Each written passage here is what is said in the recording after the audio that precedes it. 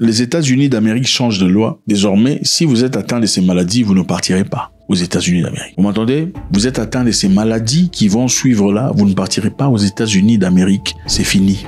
Diabète, obésité, maladie cardiaque, cancer, troubles respiratoires et troubles neurologiques, troubles de santé mentale. Donc le problème de tête, vous ne partirez pas aux États-Unis.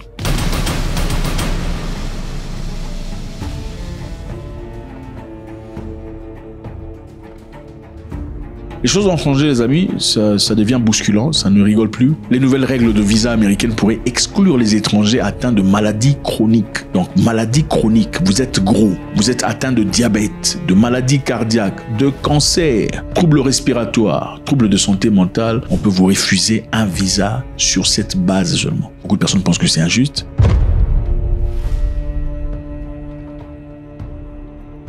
Est-ce une nouvelle loi? C'est une nouvelle loi évidemment sur cette plateforme-là. Mais en réalité, on sait que beaucoup de pays vous feront faire des tests de sang pour immigration permanente. On parle ici d'une personne qui veut partir aux États-Unis pour aller y vivre pour toujours. Vous partez en tant que résident permanent, on va vous faire des tests de sang. Ok, par exemple, test de tuberculose, test de syphilis, de gonorrhée. Ah oui, gonorrhée et tout le bazar. De VIH, de l'hépatite B et C, du syphilis. Ça se fait, c'est normal. Moi, je me souviens quand je partais en Australie, on nous a demandé de faire des tests de scannage et aussi de tests de VIH. C'est important pour eux parce qu'ils essaient de protéger leur population. C'est aussi important parce qu'ils pensent que bon, généralement vous, chez vous, vous avez beaucoup de VIH et tout le bazar. Donc il faudrait de leur mieux essayer de protéger leur population.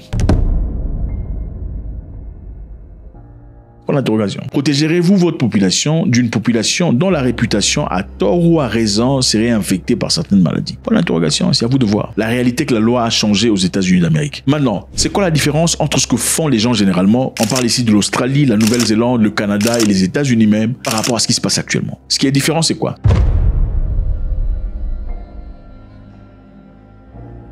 Contrairement au passé où on faisait des tests pour voir des maladies infectieuses, c'est-à-dire des maladies qui peuvent être communiquées d'une personne à une autre. Cette fois-ci, ce sont des maladies personnelles chroniques. Diabète, obésité, maladies cardiaques, cancer, sont des maladies qu'on ne peut pas transmettre à une autre personne. Donc Donald Trump a changé la donne. Et ce n'est pas limité à ça, il y a aussi troubles respiratoires, troubles neurologiques et troubles de santé mentale. C'est-à-dire, si on te regarde et on dit que tu pourrais avoir potentiellement de problèmes de santé mentale, on te refuse un visa. Si on te pose une question et que tu réponds à gauche, on te refuse un visa parce qu'on pense que tu as peut-être des troubles de santé mentale. Si ton avis par rapport à une situation politique, quelque part, n'est pas tout à fait en accord avec ce que voudrait la personne qui t'interviewe, peut-être qu'on pourrait te qualifier d'une personne ayant des déficiences mentales et te refuser un visa.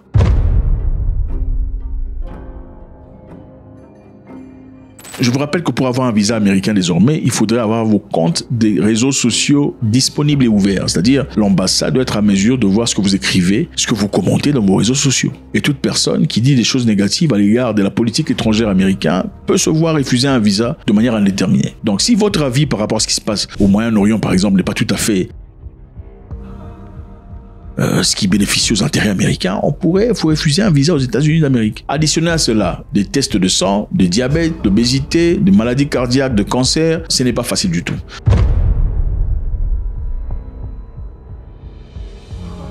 Donald Trump le fait au cas où on trouverait que le demandeur pourrait devenir une charge publique, c'est-à-dire une personne susceptible de dépendre de soins ou de l'aide financée par le gouvernement américain. Ne partira pas aux États-Unis. Donc, si on a l'impression que tu dépendras finalement en arrivant aux États-Unis aux aides de santé venant du gouvernement, on ne vous donnera pas de visa du tout. Voilà pourquoi, partant de votre condition déjà chronique, on peut carrément vous refuser un visa. Maintenant, pour vous demander un visa, vous allez voir le représentant de l'ambassade, n'est-ce pas, avec lequel vous discutez. Vous faites des échanges. Et pendant que vous le faites, comment ils savent que vous allez demander de l'aide? Point d'interrogation.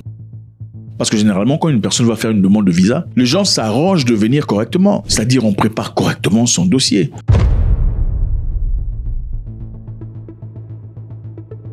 On s'assure que les relevés de son compte bancaire soient adéquats. On s'assure qu'on ait assez d'argent en main ou en carte pour présenter à l'officier, n'est-ce pas? Alors, si tout le monde le fait de la sorte pour maximiser leur chance de recevoir un visa, comment fait l'officier de l'ambassade pour déterminer que celui-ci va lui demander de l'aide de santé aux États-Unis et celui-là non? Vous voyez comment ça devient compliqué. Ça serait certainement par discrimination directe, n'est-ce pas? Quels sont les pays principalement touchés par des maladies chroniques?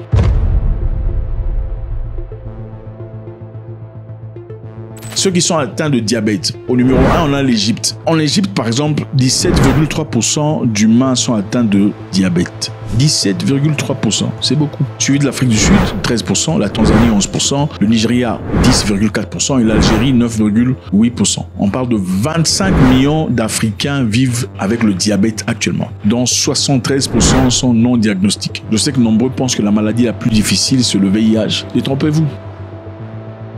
Les gens qui sont atteints de diabète vivent dans des conditions très difficiles. Vous avez une plaie qui ne guérit pas. Si ça guérit, ça prend très long. Sinon, on coupe la jambe pour éviter que la plaie pourrisse. C'est très difficile.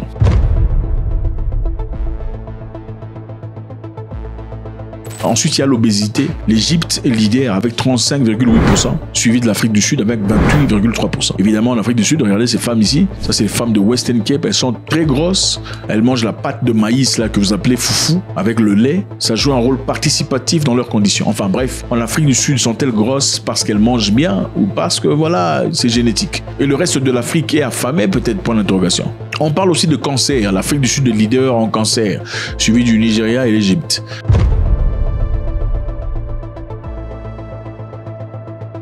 Imaginez-vous une personne qui veut partir à New York pour la dernière fois pour visiter parce qu'elle sent sa mort venir et on lui refuse un visa. C'est injuste ou pas? Point d'interrogation. La réalité est plutôt très simple. Moi, je pense que quand un Africain généralement est sujet à un manque de respect venant d'un autre Africain, il agit de manière brutale en réactivité. Il repousse avec brutalité quelconque manque de respect qu'il reçoit, n'est-ce pas? Pourquoi ne peuvent pas-ils faire autant quand ça vient de Donald Trump?